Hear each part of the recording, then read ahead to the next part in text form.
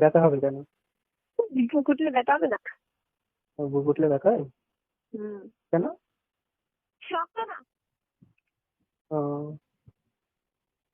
মানে যতদিন শক্ত থাকবে ততদিন ব্যথা থাকে? আমার এখনো ব্যথা।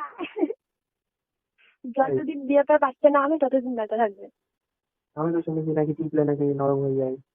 বাল, বাচ্চা যতদিন না দুধ খাবে ততদিন শক্তই থাকবে, আর হ্যাঁ। ততদিন ব্যথা থাকবে। উম, গরমের সময় কি করে থাকো তুমি?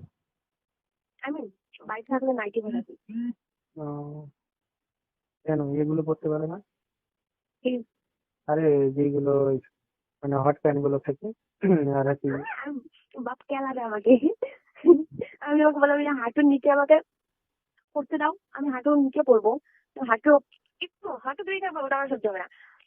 ওকে আরে আমার পড়তে দেবে না। ওইগুলো তো বড় বড় বাড়ি মেয়েরা পড়ে, তা কি হয়েছে? ওই যে গেঞ্জি প্যান্ট গুলো আছে না, হুম। ওই গেঞ্জি প্যান্ট গুলো পরলে কি হবে, হাওয়া বাতাসটা ঢুকবে, হাওয়া বাতাস লাগবে একটু।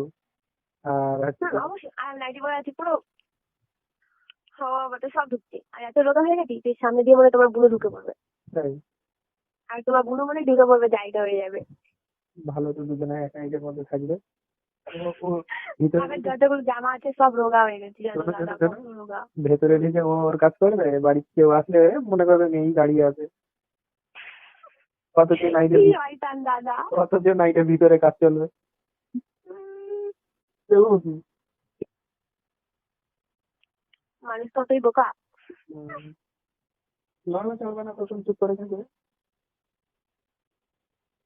একটা মানুষ থাকলে বোঝে যায়, দুটো মানুষ থাকলে বোঝে যায়। ও অত বড় একটা মানুষ, ঠিক আছে, হুম। মানে আমার সমান। হুম। যখনকার মানে মেয়েদের যখন বাচ্চা থাকে পেটে, মানে তখনকার বোঝা যায় পেটটা এত বড়। হুম।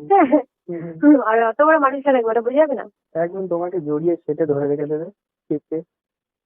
ধরো, বলো। হুম। জড়িয়ে ধরে রাখবে। কি জিতু, সেই। ভীষণ জিতু।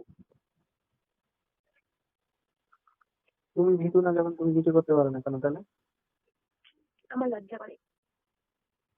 ও একবার দুবার করতে করতে লজ্জা ঠিক হয়ে যায়। আমার লজ্জা করি, লজ্জা করি। সেটাই।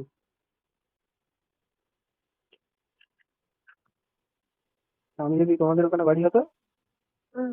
দুজনের দেখা করাতাম, আর এক ঘরের মধ্যে ঢুকিয়ে দিয়ে বলতাম